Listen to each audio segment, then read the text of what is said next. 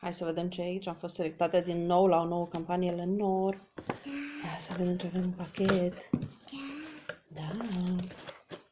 Să descoperim împreună pachetul. Wow.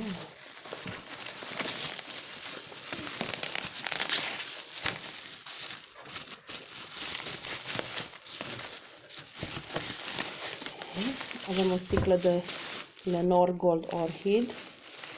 Wow, uite ce frumoasă e. Cred că miroase fantastic. Okay.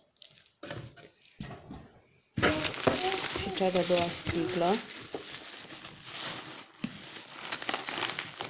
Ia să mă ajuți. Lenor. Hey, Blossom. Siguranță miroase fantastic. Ia să vedem ce avem în pachet. Oh, măsă de încercare.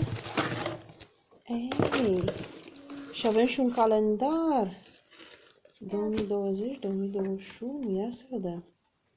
Ia stai să vedem ce calendar frumos de birou. Oh, fantastic.